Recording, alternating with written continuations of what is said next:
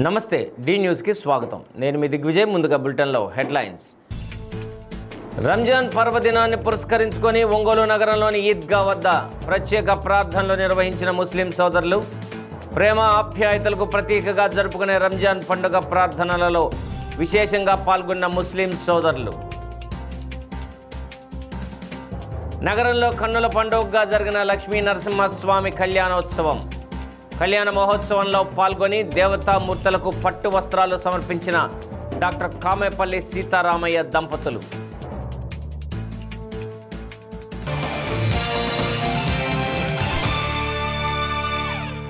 ఇక వివరాల్లోకి వెళ్తే, ప్రేమ ఆప్యాయతలకు ప్రత్యేక రంజాన్ పండుగ.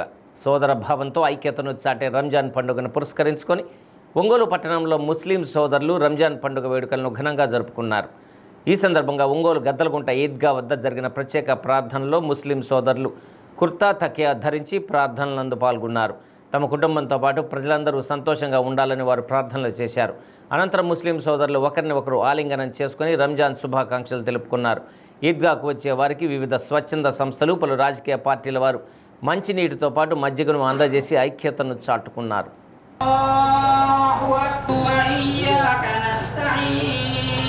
تجهروا له بالقول كجهر بعضكم أولئك الذين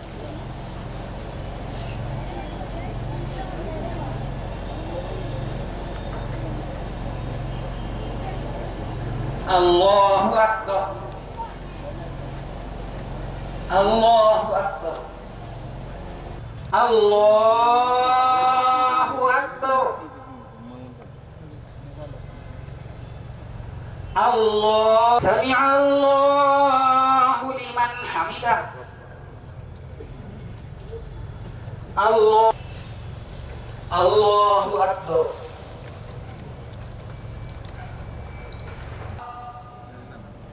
السلام عليكم ورحمة الله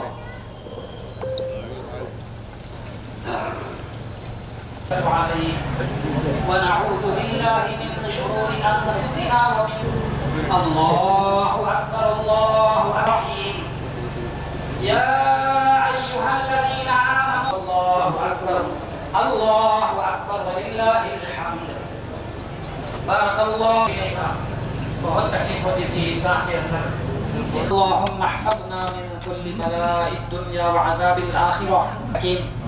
اللهم إن قلوبنا ونواسينا وجوارحنا من شرورهم اللهم إنا نجعلك في نحورهم بك يا أرحم الراحمين يا ذا القوة المتين يا راحم المسلمين غلبة الدين وقهر الرجال لا إله إلا أنت سبحانك إني كنت يا أرحم الراحمين يا ذا الجلال والإكرام.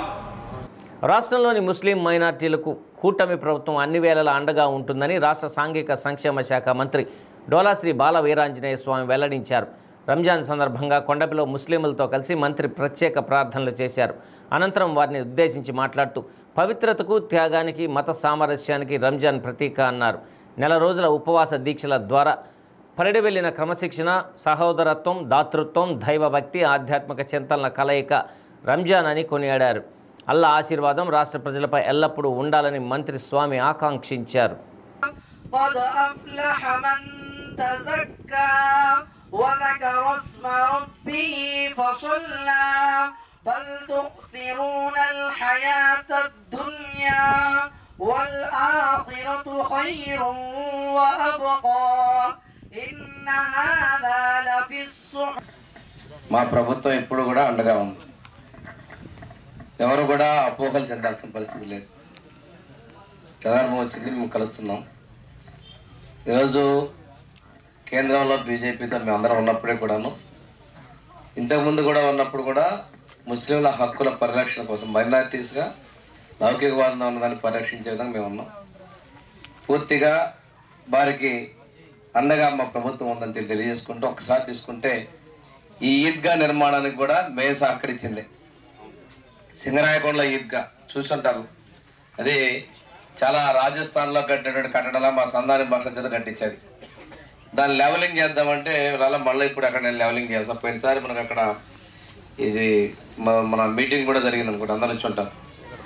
అక్కడ షాజీఖాన్ మా పెద్ద ఆయన దాంచల్ నాయన గారి టైంలో చేసింది, పాకల్లో కానీ ఇక్కడ కానీ. అదేవిధంగా రంజాన్ మాసంలో మన మసీదులకి రంగులు వేసుకోవడానికి కూడా నిధులు ఇవ్వడం జరిగింది. పోలీసు శాఖలో చేరిన నాటి నుండి ఉద్యోగ విరమణ చేసే వరకు మీరు అందించిన సేవలను జిల్లా పోలీసు శాఖ ఎప్పటికీ గుర్తుపెట్టుకునే ఉంటుందని జిల్లా ఎస్పీ దామోదర్ వెల్లడించారు. Jarugumalli ASI Srinivasarao, Giddalur head constable Ramanareddy, IT కోర్లో పనిచేస్తూ స్వచ్ఛంద ఉద్యోగ విరమణ చేసిన హెడ్ కానిస్టేబుల్ శ్రీనివాసులను జిల్లా పోలీస్ కార్యాలయంలో ఎస్పీ ఘనంగా సత్కరించారు. అనంతరం వారిని ఉద్దేశించి మాట్లాడుతూ పగలనక రాత్రనక పండుగల సమయంలో కుటుంబాలకు దూరంగా ఉండి నిబద్ధతతో విధులు నిర్వర్తించారని ప్రశంసించారు. మీరు ఉద్యోగ విరమణ చేసిన పోలీసు కుటుంబంలో సభ్యులేనని, ఏ సహాయం కావాలన్నా పోలీసు శాఖ అన్ని వేళలా మీకు తోడుగా ఉంటుందని భరోసా ఇచ్చారు. శేష జీవితాన్ని కుటుంబ సభ్యులతో సంతోషంగా గడపాలని ఎస్పీ దామోదర్ ఆకాంక్షించారు. ఈ కార్యక్రమంలో SP inspector Raghavendra, RI Seetharamireddy, ARSI Tirupati Swamy పాల్గొన్నారు.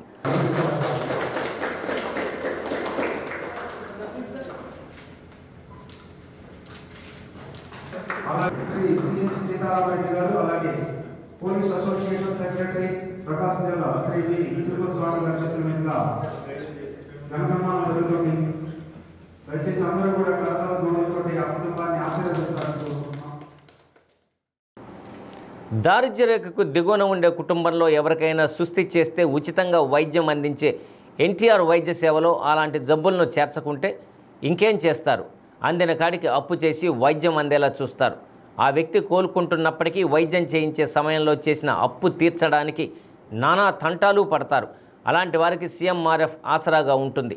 వ్యాధి తీవ్రతను బట్టి సీఎంఆర్ఎఫ్ చెక్కులను అందిస్తుంది. ఆసుపత్రిలో అయినా ఖర్చులో సగానికి పైగా నగదును సీఎంఆర్ఎఫ్ చెక్కుల కింద అందిస్తుంది. అయితే ఈ చెక్కులను సీఎం క్యాంపు కార్యాలయం ద్వారా మంజూరు చేయించే బాధ్యత సంబంధిత శాసనసభ్యులపై ఉంటుంది. ప్రభుత్వంపై ఒత్తిడి చేసి సీఎంఆర్ఎఫ్ చెక్కులను తెప్పించడంలో ఎమ్మెల్యేలు కీలక పాత్ర పోషించవలసి ఉంటుంది. అయితే సంతనూతలపాడు శాసనసభ్యులు బిఎన్ విజయకుమార్ ఒక అడుగు ముందుకు వేసి తన నియోజకవర్గంలో అర్హులైన వారికి సీఎంఆర్ఎఫ్ చెక్కులు మంజూరు చేయించి స్వయంగా వారి ఇంటికి వెళ్ళి లబ్ధిదారులకు అందిస్తున్నారు. అనేక మంది ఎమ్మెల్యేలు లబ్ధిదారులను తమ క్యాంపు కార్యాలయాలకు పిలిపించి సీఎంఆర్ఎఫ్ చెక్కులు అందిస్తుంటారు. అయితే సంతనూతలపాడు శాసనసభ్యులు బిఎన్ విజయకుమార్ మాత్రం ఆ చెక్కులను తీసుకుని నేరుగా లబ్ధిదారుల తలుపులు తట్టి వారికి తనే స్వయంగా అందిస్తున్నారు. బిఎన్ విజయకుమార్ ఎమ్మెల్యేగా ఎన్నికైన తొలి నాళ్ల నుండి ఇలాగే లబ్ధిదారుల ఇళ్లకు వెళ్ళి సీఎంఆర్ఎఫ్ చెక్కులు ఇస్తున్నారు. ఈ విషయమై ఎమ్మెల్యే విజయకుమార్ను ప్రశ్నించగా సీఎంఆర్ఎఫ్ చెక్కులు అందిస్తే ఆ తృప్తే వేరబ్బా అంటూ చెప్పుకొచ్చారు. ఈ విషయమై బిఎన్ విజయకుమార్ డి న్యూస్ ఐ9 మీడియాతో ఇష్టాగోష్ఠిగా మాట్లాడారు. నాకు ఇది ఎమ్మెల్యేగా ఉన్నందుకు నాకు ఒక తృప్తి ఇది చేయటం. రెండోది పొలిటికల్గా బాగా పనికొచ్చే స్కీము. ప్లస్ నాకు కూడా నేను ఎమ్మెల్యేగా ఎన్నో కార్యక్రమాలు చేసినా కానీ అన్నిటికన్నా నాకు సాటిస్ఫాక్షన్ వచ్చేది ఈ మీరు సీఎంఆర్ఎఫ్ చెక్ ఇచ్చిన తర్వాత అక్కడ లోకల్ ఇష్యూస్ ఏమైనా మీ దృష్టికి ఇమీడియట్గా ఏమైనా పరిష్కారం చేసిన మేజర్ అంటే మీరు ఇప్పుడు ఏంటంటే అక్కడ వెళ్ళినప్పుడు ఆటోమేటిక్గా ఒక 20 మంది గ్యాదర్ అవుతారు. మనం వచ్చి ఒక కాఫీ ఏదో తాగుతాం చెక్ ఇచ్చిన తర్వాత వాళ్ళు చెప్తారు కదా, సార్ ఈ ఊర్లో ఈ రోడ్డు లేదు, ఆ రోడ్డు లేదు, ఈ వాటర్ ట్యాంక్ పనిచేయటం లేదు, వీడికి పెన్షన్ బాగాలేదు అని చెప్తారు. ఆటోమేటిక్గా ఏంటిదంటే 50% చెక్ ఇవ్వడానికి మిగతాది ఏంటంటే 50% ఒక మంచి వాతావరణంతో మన ప్రజల సమస్య వాళ్ళు వద్దనే చెప్తారు కదా, సార్ ఇది ఈ రోడ్డు బాగాలేదు, అక్కడ గుంతలు ఉన్నాయి, అక్కడ కంపు పడుతుంది, మీకు ఎన్నోసార్లు చెప్పాను సార్ మాకు ఇళ్ళ పట్టాలి. సో ఆయనకి ఏంటంటే ప్రజల కోరికలు మామూలు ప్రజల కోరికలు అర్థమవుతుంది, అది మన మైండ్లో ఉంటుంది. ఎప్పుడైనా వచ్చినప్పుడు ఛాన్స్ వచ్చినప్పుడు అది చేస్తాం. మిగిలిన ఎమ్మెల్యేలకి ఏమైనా రోల్ మోడల్గా మీ సీఎంఆర్ఎఫ్ ఉపయోగపడిద్దా మీ టూర్? అంటే ఇప్పుడు ఏంటిదంటే ఒక్కొక్కరికి ఒక్కొక్కటి ఉంటుందండి. నాకైతే ఇది మనస్ఫూర్తిగా నాకు నచ్చిన విషయం. పాలిటిక్స్లో ఇంత ఇబ్బందులు పడి ఇన్ని డబ్బులు ఖర్చు పెట్టిన దానికి ఒక తృప్తి అనేది దీంట్లో బాగా కనపడుతుంది నా వరకు. ఇప్పుడు మామూలుగా పెట్టుకోండి, ఇప్పుడు మీరు అర్థం చేసుకోవాల్సింది ఏంటిదంటే నేను అన్నీ ఆలోచించాను. మామూలు జనాలు, బీదోళ్ళు, లేబర్లు వెళ్ళేసి ఏదైనా వాళ్ళ కొడుకు ఎవడో బాగలేకపోతే వాళ్ళకి స్తోమకు మించింది. అంటే వాళ్ళు ఎంత అప్పులు చేస్తారంటే వాళ్ళ జీవితాంతం కూడా అంత అప్పులు తీర్చలేని అంత అప్పులు చేస్తారు. ఎందుకంటే ఒక కొడుకుని ప్రాణం ఆ టైంలో వీళ్ళు వాళ్ళు తీసుకొని వచ్చి పెడతారు. చాలా సందర్భాలు 3-4 లక్షలు పెడతారు. మామూలు కూలీలకు 3-4 లక్షలు వాళ్ళు తీర్చే వ్యవహారం కాదు. రెండోది వాళ్ళు ఏదో 3-4 రూపాయలు వడ్డీలకి తెచ్చుకుంటారు. ఇదొకటి వడ్డీ ఎవడిస్తాడు.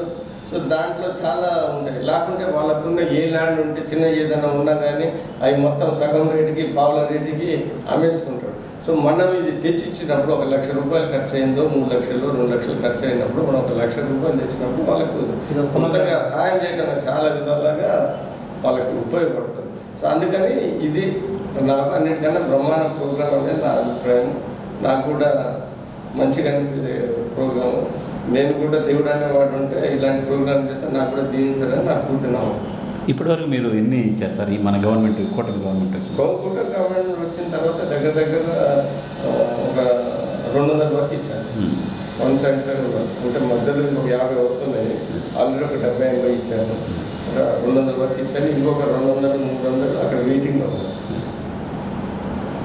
నేను వేరే ఎమ్మెల్యేని అడిగితే నేను ఇప్పటి వరకు 30 అప్లికేషన్ సబ్మిట్ చేశాను. ఏమైనా నువ్వు నిజంగా ఇస్తున్నావు ఇవన్నీ ఏమైనా దొంగలయ్యా అని అడిగాను మిమ్మల్ని.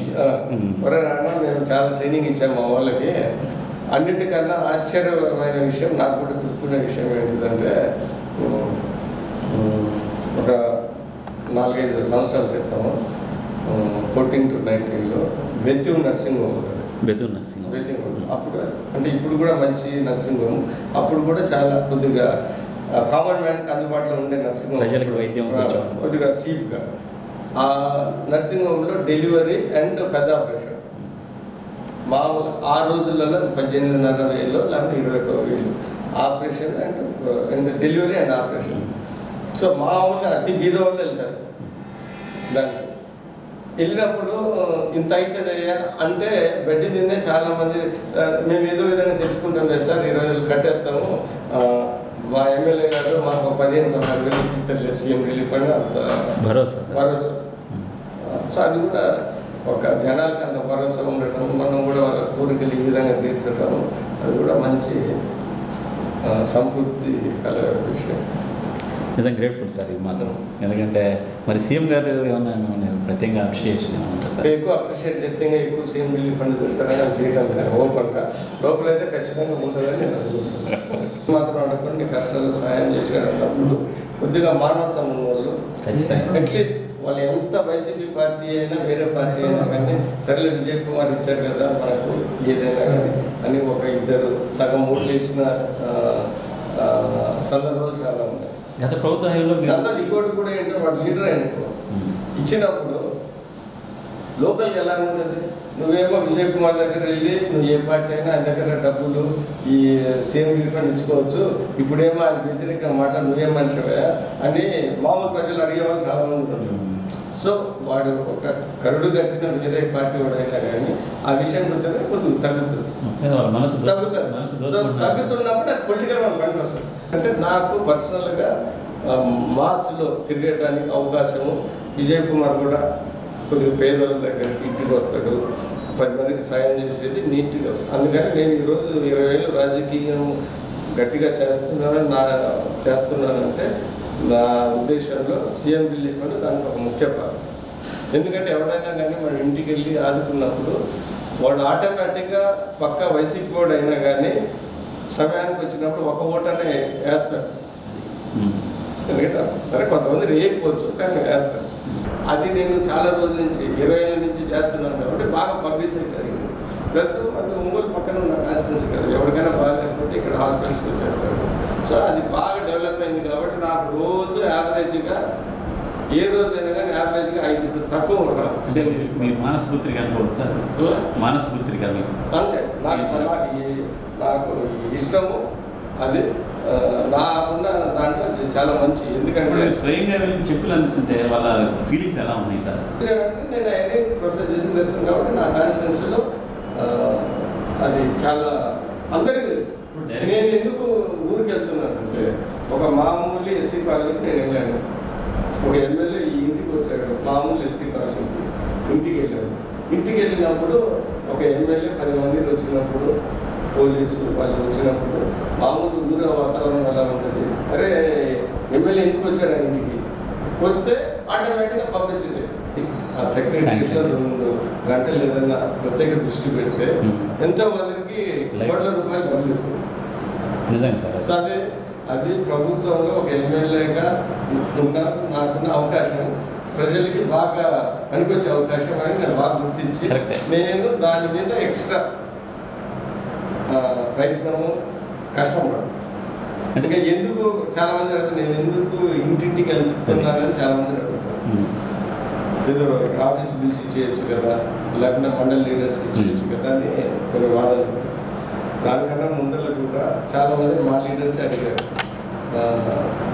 మేము ఇస్తే మేము ఇచ్చేస్తాం కదా, రేపు ఎలక్షన్లో కావాలంటే వాళ్ళకి గుర్తింపు నాయకత్వం కావాలి లోపల మీరు అంటే నాకు పెరిగి అక్కడ కొద్దిగా తగ్గుతుంది అనేది కొద్దిగా ఉద్దేశం.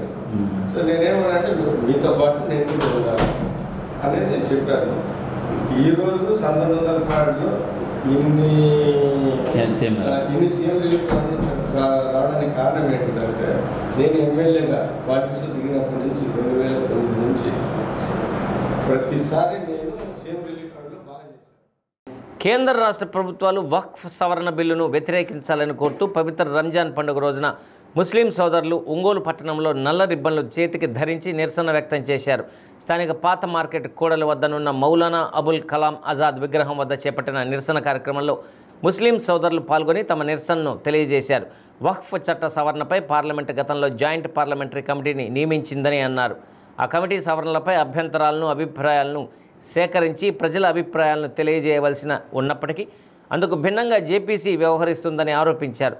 గతంలో ముఖ్యమంత్రి చంద్రబాబు నాయుడు ముస్లిం సమాజానికి తాను ఎప్పుడు అండగా ఉంటానని వాగ్దానం చేశారని, ఇప్పుడు చంద్రబాబు నాయుడు ముస్లిం పక్షాన నిలబడి వక్ఫ్ బిల్లుకు వ్యతిరేకంగా అసెంబ్లీలో తీర్మానం చేసి కేంద్రానికి పంపాలని డిమాండ్ చేశారు.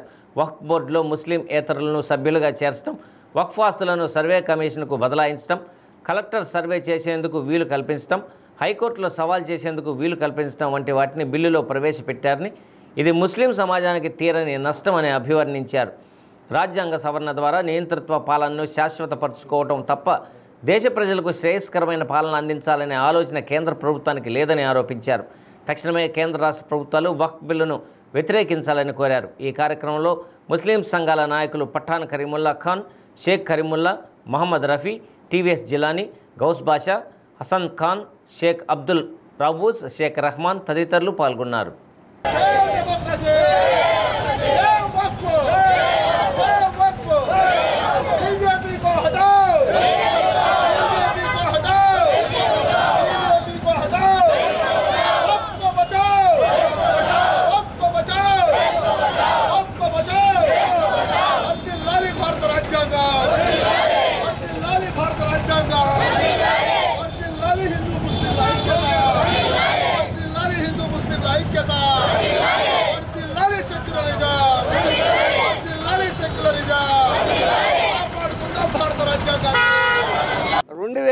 లో నియమించినటువంటి కమిటీ 2006 నవంబర్లో తన రిపోర్టుని మరి ఇచ్చింది. ఆ రిపోర్ట్లో వాళ్ళు ఏం చెప్పారంటే 50-60 సంవత్సరాల నుంచి వక్ఫ్ ఇస్తున్నటువంటి ఆస్తులు లెక్కలు లేవు, అనేక రాష్ట్రాలు ఈ కమిటీ నివేదిక ఇవ్వలేదు, దీంట్లో చాలా గోల్మాల్ జరుగుతూ ఉంది, అందరూ తినేస్తూ ఉన్నారు వక్ఫ్ ఆస్తుల్ని అని చెప్పి వాడు చెప్పడం జరిగింది. వారు చెప్పినప్పుడు కూడా కేంద్ర ప్రభుత్వం కానీ కేంద్ర ప్రభుత్వానికి ఒత్తాసు పలిగేటటువంటి పార్టీలు కానీ ఇంతవరకు ఎలాంటి చర్యలు తీసుకోలేదు. కాబట్టి ఏది ఏమైనా వక్ఫ్కి సంబంధించినటువంటి విషయంలో 14 సవరణలు ఏదైతే కేంద్ర ప్రభుత్వం తీసుకురావాలని చెప్పి ఏదైతే ప్రతిపాదన పెట్టిందో దాన్ని దేశంలో ఉన్నటువంటి ముస్లింలు అందరూ కూడా వ్యతిరేకిస్తూ ఉన్నారు. దీని మీద ఆగే వరకు పోరాటాన్ని ముందుకు తీసుకెళ్తారని చెప్పి ఇప్పటికైనా కేంద్ర ప్రభుత్వం ఈ యొక్క వక్ఫ్ బోర్డు సవరణ బిల్లు వెంటనే ఆఫ్ చేయాలని చెప్పి ముస్లింల తరఫున డిమాండ్ చేస్తా ఉన్నాం. ఒక సెక్యులర్ దేశం, ఈ సెక్యులర్ దేశంలో ముస్లింలు, క్రైస్తవులు, హిందువులు, జైనులు, బౌద్ధులు అందరూ కూడా ఒక సోదర భావంతో నివసించేటువంటి ప్రదేశం ఈ భారతదేశం. కానీ ఇప్పుడున్నటువంటి పరిస్థితుల్లో వక్ఫ్ చట్టాన్ని సవరణ చేసి ముస్లింలకు ఉన్నటువంటి హక్కులన్నింటినీ కూడా లాగేసుకోవాలని, ముస్లింల మసీదులని, ముస్లింలకు సంబంధించినటువంటి ధార్మిక సంస్థల్ని పూర్తిగా నాశనం చేసి ముస్లింలని ద్వితీయ శ్రేణి పౌరులుగా చిత్రీకరించాలని చెప్పి ప్రయత్నం చేస్తున్నటువంటి ఈ కుటిల కేంద్ర ప్రభుత్వం ఈ యొక్క కుట్రలో భాగమే ఈ యొక్క వక్ఫ్ సవరణ బిల్లును తీసుకురావడం. ఈ వక్ఫ్ సవరణ బిల్లు మరి ఏదైతే ఉందో దాన్ని పూర్తిగా సెక్యులర్ పార్టీలు వ్యతిరేకిస్తున్నప్పటికీ కూడా వక్ఫ్ సవరణ బిల్లుని రాబోయేటువంటి పార్లమెంట్ సెషన్స్లో పెట్టడానికి బీజేపీ ప్రభుత్వం రెడీ అవుతూ ఉంది. ఈ వక్ఫ్ సవరణ బిల్లుని వ్యతిరేకిస్తూ ఎన్నో ఉద్యమాలు ఈ భారతదేశంలో జరుగుతున్నప్పటికీ కూడా పట్టించుకోకుండా ఏదైతే వక్ఫ్ ఆస్తులు ఉన్నాయో ఆ ఆస్తుల్ని పూర్తిగా నిర్వీర్యం చేసే దిశగా చేస్తున్నటువంటి ప్రయత్నాల్ని జాయింట్ పార్లమెంట్ కమిటీ అని చెప్పి వేసి ఆ పార్లమెంట్ కమిటీలో ఏదైతే అపోజిషన్ పార్టీస్ ఇచ్చినటువంటి నివేదికల్ని, ఏదైతే ముస్లిం సంఘాలు ఇచ్చినటువంటి నివేదికల్ని, ముస్లిం పర్సనల్ లా బోర్డు ఇచ్చినటువంటి నివేదికల్ని తోసిపుచ్చి చేస్తున్నటువంటి వక్ఫ్ సవరణ బిల్లు రావడానికి వీల్లేదు. వక్ఫ్ సవరణ చట్టం తీసుకొచ్చి ముస్లింల మీద ఒక పెను విఘాతం లాంటి చట్టాన్ని తీసుకొచ్చే ప్రయత్నం అయితే ప్రస్తుత కేంద్ర ప్రభుత్వం చేస్తున్న సంగతి తెలుస్తుంది. అయితే గత 4-5 నెలలుగా దేశవ్యాప్తంగా అనేక సందర్భాల్లో ఈ వక్ఫ్ సవరణ చట్టానికి వ్యతిరేకంగా అనేక పోరాటాలు నిర్వహిస్తున్నా కూడా ఎటువంటి వెనకడుగు వేయని పరిస్థితులు మనం చూస్తూ ఉన్నాం. అలాగే జాయింట్ పార్లమెంట్ కమిటీ ఇచ్చినటువంటి సిఫార్సుల్లో ఏదైతే ప్రతిపక్షాలు ఉన్నాయో ఆ సిఫార్సులన్నింటి వ్యతిరేకించేసి వాళ్ళు ఏదైతే అనుకున్నారో వాటినే నెరవేర్చే ప్రయత్నం అయితే చేస్తూ ఉన్నారు. దీనికి వ్యతిరేకంగా మేమందరం కూడా ఈరోజు ఈ నిరసన కార్యక్రమం చేయడానికి వచ్చాం. భారతదేశంలో కొన్ని పార్టీలు ముస్లిమ్స్ మీద కక్షగట్టి ఇవాళ వక్ఫ్ సవరణ బిల్లుని ప్రవేశపెడుతున్నారు. కాబట్టి ఈ వక్ఫ్ బోర్డు అనేది ఎవరంటే వాళ్ళ ప్రపంచంలో దేశంలో ప్రతి ఒక్కళ్ళకి అన్ని కులాలకు ఉన్నాయి, అన్ని కులాలకు బోర్డులు ఉన్నాయి, వాళ్ళ హిందువుల ఆస్తులు ఉన్నాయి, అన్నీ ఉన్నాయి. ఈ ముస్లిమ్స్ ఎవరైతే పేదవాళ్ళు ఉంటారో ఆ పేదవారి కోసం ఈ వక్ఫ్ బోర్డు ఒకటి ఏర్పాటు చేసి వారికి కొన్ని ఆస్తులు ఇవ్వడం జరిగింది. ఎందుకంటే వాళ్ళ జీవన స్థితిగతులు గమనించి ఇవ్వడం జరిగింది. దానికోసం వీళ్ళు కావాలని చెప్పని హిందువులు కూడా దీని ఇదవుతారని చెప్పని చెప్పడం కరెక్ట్ కాదు. ఇది ప్రతి ఒక్కళ్ళు కూడా మన వక్ఫ్ బోర్డు ఆస్తుల్ని మనం కాపాడుకోవాల్సిన బాధ్యత మనకు ఉంది. ప్రతి ఒక్కళ్ళు ఈ బిల్లుని వెంటనే ఉపసరించుకోవాలని మనస్ఫూర్తిగా తెలియజేస్తా ఉన్నాను. అలాగే కేంద్ర ప్రభుత్వాలు కానీ రాష్ట్ర ప్రభుత్వాలు కానీ రాష్ట్ర ప్రభుత్వం అయినా సరే ఈ బిల్లుని కనుక వ్యతిరేకిస్తే తప్పనిసరిగా ఆ బిల్లు వీగిపోద్ది. ఎందుకంటే ఇది ముస్లిమ్స్ మనోభావాలు దెబ్బతీయడానికి కోసం చేస్తున్న భారతదేశంలో ప్రత్యేకమైన విధాన ఏర్పాటు ఇది. ఆ ఏర్పాటుని వెంటనే ఉపసరించుకోవాలని కోరుకుంటా ఉన్నాను. ఒంగోలు నగరపాలక సంస్థ అధికారులు నగరంలోని రైల్వే స్టేషన్ రోడ్లో గల స్వర్గీయ మాజీ ప్రధాని రాజీవ్ గాంధీ విగ్రహాన్ని శనివారం రాత్రి తొలగించడాన్ని తీవ్రంగా ఖండిస్తున్నామని, ఇది ఒక దుర్మార్గమైన చర్య అని కాంగ్రెస్ పార్టీ జిల్లా అధ్యక్షులు షేక్ సైదా అన్నారు. నగరంలోని జిల్లా కాంగ్రెస్ పార్టీ కార్యాలయంలో జరిగిన మీడియా సమావేశంలో ఆయన మాట్లాడుతూ నగరపాలక సంస్థ కమిషనర్ కాంగ్రెస్ పార్టీకి ఒక లేఖ కూడా రాయకుండా విగ్రహాన్ని కూలగొట్టారని ఆరోపించారు. తొలగించిన విగ్రహాన్ని తిరిగి అదే ప్రదేశంలో ఏర్పాటు చేసి ప్రజలకు క్షమాపణ చెప్పవలసిన డిమాండ్ చేశారు. కాంగ్రెస్ పార్టీ బలహీనంగా ఉందనుకొని విగ్రహాలను తొలగిస్తున్నారని, దేశవ్యాప్తంగా ఉద్యమాన్ని చేపడితే కూటమి ప్రభుత్వం ఏమవుతుందో ఒక్కసారి అర్థం చేసుకోవాలని హెచ్చరించారు. భారతీయ జనతా పార్టీ నరేంద్ర మోడీని అడ్డం పెట్టుకొని రాజీవ్ గాంధీ విగ్రహాన్ని కూల్చివేస్తే ప్రయత్నం చేస్తే సహించేది లేదని అన్నారు. ఈ సమావేశంలో కాంగ్రెస్ పార్టీ నగర అధ్యక్షులు నాగలక్ష్మి, పాలపర్తి విజయేశ్వరరాజ్, కోటేశ్వరరావు, సతీష్, రసూల్ పాల్గొన్నారు.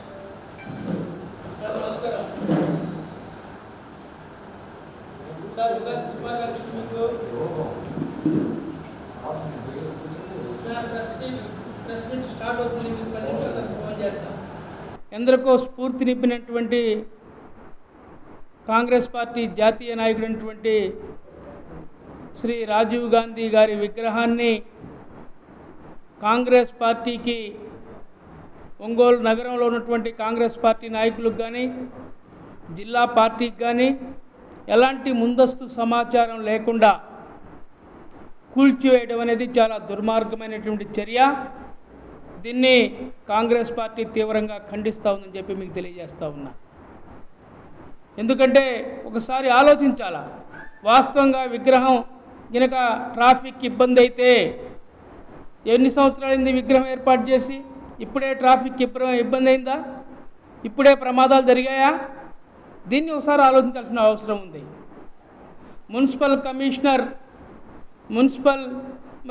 కమిషనర్ గారు ఎందుకు ఈ విధంగా దుందుడుకు చర్యలు పాల్పడ్డాడో మాకైతే అర్థం కావటం లేదు.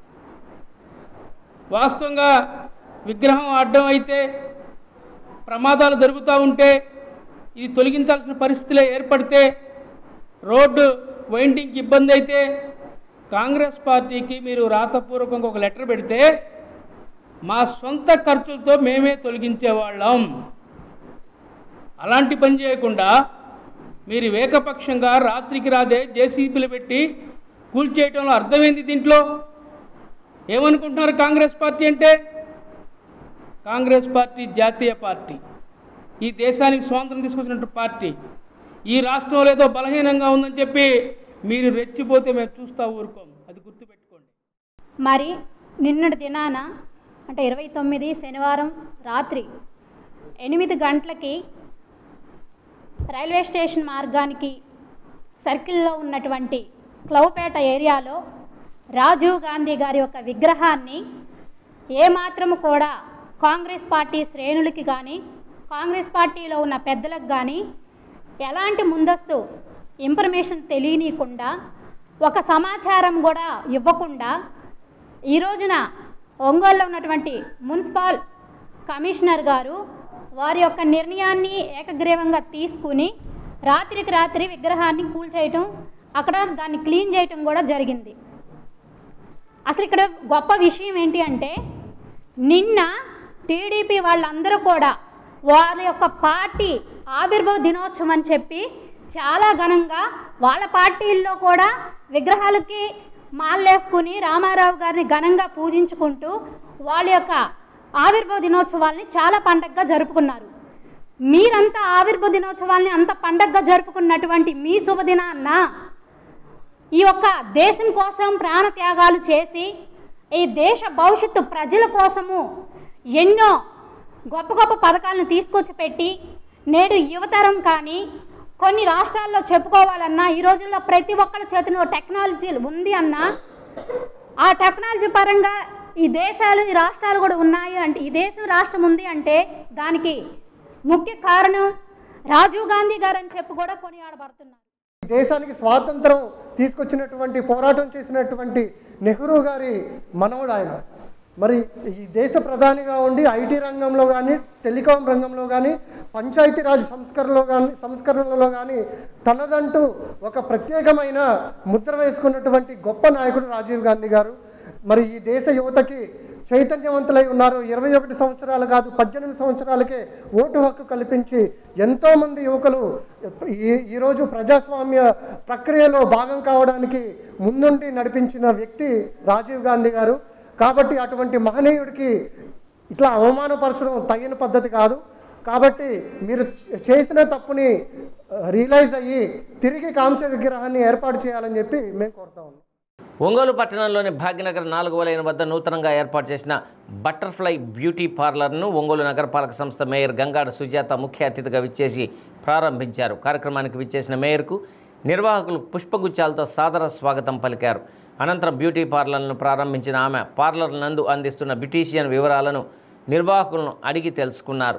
ఈ సందర్భంగా మేయర్ మాట్లాడుతూ అత్యధిక హంగులతో నేడు పట్టణంలో ఎన్నడూ లేని విధంగా బటర్ఫ్లై బ్యూటీ పార్లర్ను ప్రారంభించడం జరిగిందని తెలియజేశారు. మహానగరాల్లో ఉండే హైడ్రా విధానాన్ని ఒంగోలు పట్టణంలో అందుబాటులోకి తీసుకురావడం జరిగిందని ఆమె అన్నారు. హైడ్రా విధానం ద్వారా మనిషికి అవసరమైన బ్యూటీషియన్ హంగులను పొందవచ్చునని పేర్కొన్నారు. హైదరాబాద్లో బ్యూటీషియన్ రంగంలో అనుభవం పొందిన శ్రీరామ్ శిరీష ఏర్పాటు చేసిన బటర్ఫ్లై బ్యూటీ పార్లర్లను సద్వినియోగం చేసుకోవాలని ఆమె కోరారు. నిర్వాహకులు శిరీష మాట్లాడుతూ తమ పార్లర్ నందు తక్కువ ధరలకే బ్రాండెడ్ ఐటమ్స్తో బ్యూటీషియన్ అందించడం జరుగుతుందని వెల్లడించారు. ఈ కార్యక్రమంలో పసుపులేటి శ్రీనివాసరావు, బండారు సుబ్బు, మహేష్ తదితరులు పాల్గొన్నారు.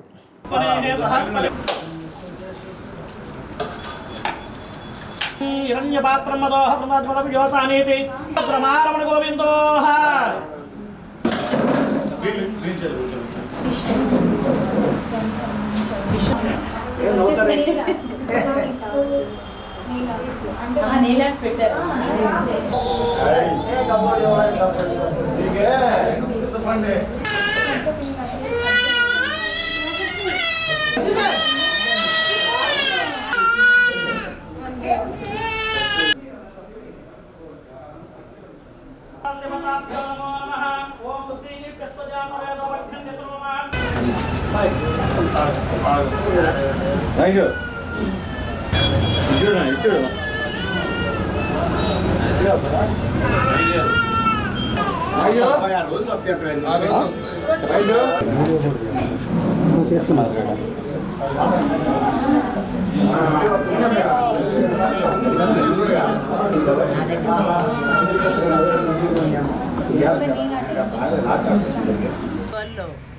భాగ్యనగర్ 4వ లైను ఆర్చ్ ప్రక్కనే ఉన్నటువంటి ప్లేస్లో మరి మంచి బ్యూటీ పార్లర్ని ఓపెన్ చేయడం జరిగింది. దీనికి శ్రీరామ్ శిరీష వీళ్ళు అత్యధిక హంగులతో ఒంగోలులో ఎక్కడ లేనటువంటి హంగులతో ఇక్కడ ఏర్పాటు చేయడం. దీంట్లో ముఖ్యంగా మనం చూసేది ఏమిటంటే ఫేషియల్, అంతేకాకుండా హెయిర్ సంబంధించి కానీ, అలాగే బాడీ స్పా కానివ్వండి, అలాగనే పెడిక్యూర్, మ్యానిక్యూర్. దీంతో పాటు మెయిన్గా ఇవన్నీ అన్ని చోట్ల ఉండేవే, కానీ మెయిన్ విషయం ఏంటంటే హైడ్రా అనే దాన్ని ఒక కొత్త మిషన్ని, అది మామూలుగా పెద్ద పెద్ద సిటీస్లో మాత్రమే ఉండేది.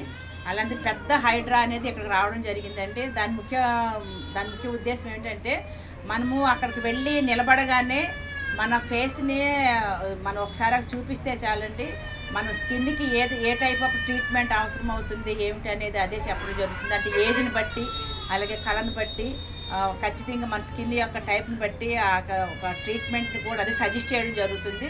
అంతేకాకుండా మంచి హెయిర్ స్టైల్స్ కూడా ఇక్కడ ఉన్నాయండి. మంచి మంచి హెయిర్ స్టైల్స్. హెచ్డి మేకప్ తను ముఖ్యంగా తన శిరీష శ్రద్ధాదాస్, సినీ నటి శ్రద్ధాదాస్ దగ్గర మేకప్ ఉమెన్గా పనిచేశారు కాబట్టి తనకు చాలా అనుభవం కూడా ఉంది. దాదాపు 12 సంవత్సరాల అనుభవంతో ఉన్నటువంటి శిరీష ఈరోజు మరి ఒంగోలు నగరంలో ఇంత మంచి పార్లర్ని ఏర్పాటు చేయడం. నేను హైదరాబాద్లో శ్రద్ధాదాస్ దగ్గర ఆర్టిస్ట్గా చేశాను. సో మన దగ్గర all in one skin types కానీ, హైడ్రా కానీ, హెచ్డి మేకప్ కానీ అన్నీ అవైలబుల్లో ఉన్నాయి. హోమ్ సర్వీస్ కానీ, ఫుల్ బ్రైడల్ మేకప్స్ కానీ అన్నీ బాగున్నాయి. సో అందరూ మన విజిట్కి అందరూ రావాలని మనస్ఫూర్తిగా కోరుకుంటున్నాను. మన దగ్గర ఆల్ ట్రీట్మెంట్స్ కరెక్ట్గా జరుగుతాయి. సో స్కిన్కి కూడా ఏ ప్రాబ్లం ఉండదు. సో మన దగ్గర ఏంటంటే ఏదైనా ప్రొడక్ట్ అనేది చాలా బ్రాండెడ్గా ఉంటుంది. ఆల్ స్కిన్ టైప్స్ బ్రాండెడ్స్ ఉన్నాయి. సో అందరు అవైలబుల్, అన్నీ రీజనబుల్గా ఉంటాయి మన దగ్గర. రేట్లు కూడా చాలా అవైలబుల్గా ఉన్నాయి. సో మీరు అందరు రావాలని, మా ట్రీట్మెంట్ ఒకసారి చూడాలని నేను కోరుకుంటున్నాను. సో ప్రతి ఒక్కరు అందరూ చూసి అందరూ ఆనందిస్తారని చెప్పి మన ట్రంక్ రోడ్లో, మెయిన్ రోడ్లో ఈరోజు Sirisha butterfly beauty parlour opening చేయడం గౌరవ మేయర్ గారి చేతుల మీదుగా ఈరోజు ఓపెనింగ్ చేయడం జరిగింది. చాలా సంతోషం. ఒంగోలు పట్టణంలో హైదరాబాద్లో ఎలాంటి సౌకర్యాలతో బ్యూటీ పార్లర్ నడుపుతారో మనకు ఒంగోలుకి అతి ఎక్విప్మెంట్స్ తోటి ఈరోజు అధునూతనమైన ఎక్విప్మెంట్స్ తోటి ఎంతో ఎక్కువ మోడర్న్గా చేయటువంటి టెక్నీషియన్లతో కూడా అక్కడ ఏర్పాటు చేసుకుని చాలా సంతోషం. తక్కువ ధర ఫీజులతోటి మంచి మోడర్న్గా మన ఒంగోలు పట్టణానికి ఈ బ్యూటీ పార్లర్ ఏర్పాటు చేసిన శిరీష గారికి, అలాగే వాళ్ళ ఫ్రెండ్స్ అందరూ కూడా ధన్యవాదాలు చెబుతూ, ఇది ప్రజలందరూ కూడా ఈ బ్యూటీ పార్లర్ ఉపయోగించుకోవాల్సిందిగా కోరుకుంటూ వాళ్ళ కంగ్రాచులేషన్ తెలియజేస్తారు. శ్రీ లక్ష్మీ నరసింహస్వామి కళ్యాణ మహోత్సవ కమిటీ ఆధ్వర్యంలో లోక కళ్యాణార్థం ఒంగోలు నగరంలోని సీతారాంపురం శర్మ కాలేజీ మైదాన ప్రాంతంలో జరిపించిన నారసింహుని కళ్యాణోత్సవం కన్నుల పండువగా సాగింది. ఈ సందర్భంగా నిర్వాహకులు ముందుగా చూడచక్కగా ఏర్పాటు చేసినటువంటి కళ్యాణ వేదికపై శోభాయమానంగా అలంకరించిన లక్ష్మీ నరసింహుని ఉత్సవ మూర్తులను కొలువు తీర్చారు. అనంతరం వేద పురోహితులు వేద మంత్రోచ్చరణల నడుమ కళ్యాణ మహోత్సవాన్ని నయన మనోహరంగా పూర్తి చేశారు. ఈ సందర్భంగా డాక్టర్ కామెపల్లి సీతారామయ్య దంపతులు దేవతామూర్తులకు పట్టు వస్త్రాలను, తలంబరాలను సమర్పించి నరసింహస్వామి వారి కృప ప్రజల అందరిపై ఉండాలని ఆకాంక్షించారు. ఈ కార్యక్రమంలో నిర్వాహకులు నూతలపాటి శివప్రసాద్, వలేటి వీరబ్రహ్మం, గోనుగుండ శివప్రసాద్, కొండపి వెంకటేశ్వర్లు, ఆదిమూలం గిరి, కొల్లాబత్తిన రమేష్ బాబు, వాకాటి వెంకటేష్, పూసపాటి పవన్ కుమార్, పూసపాటి రమేష్ బాబు, నారాయణ శివ, యలమందల సుబ్బారావు, వందలాది మంది భక్తులు పాల్గొన్నారు.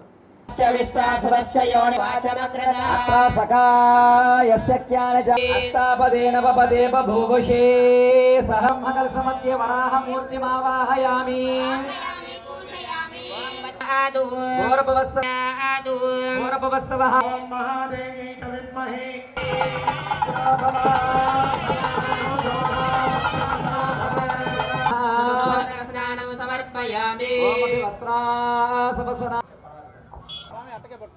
ఓం अस्तु अस्तु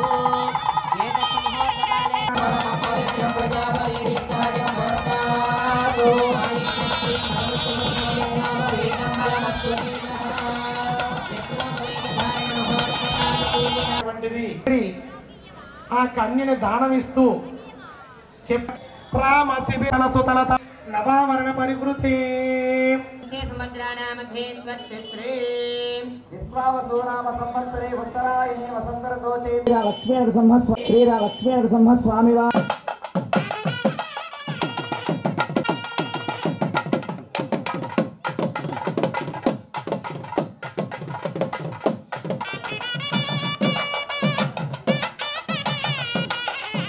స్వామివారికి అమ్మవారికి కూడా ఆ అన్యోన్య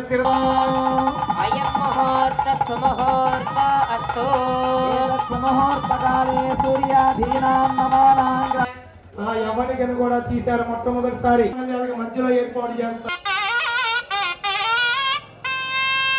అందరూ హారతి తీసుకోండి అమ్మా.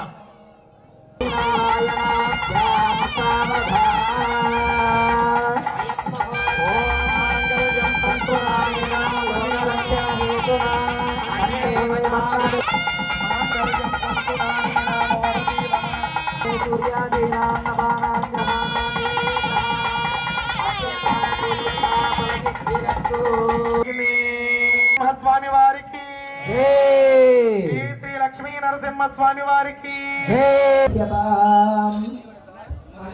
ఆనంద భైరవి అందరూ మాలలు నమస్కారం చేసుకోండి.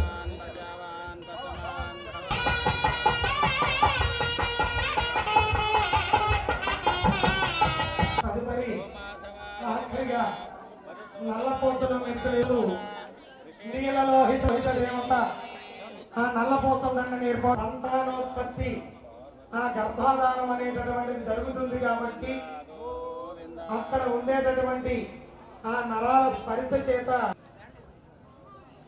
తొందరగా తీయండి.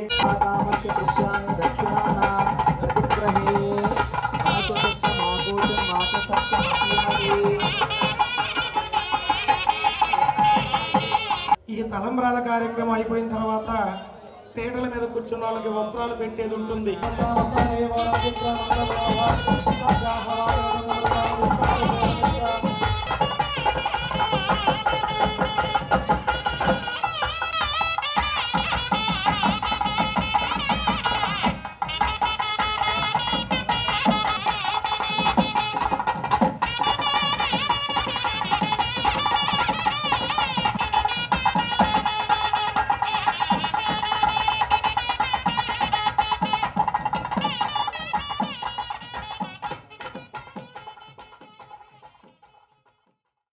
ఇవి బులెటిన్లోని విశేషాలు. తిరిగి మరో బులెటిన్లో కలుసుకుందాం. అప్పటి వరకు వీక్షించండి డి న్యూస్ ఒంగోలు.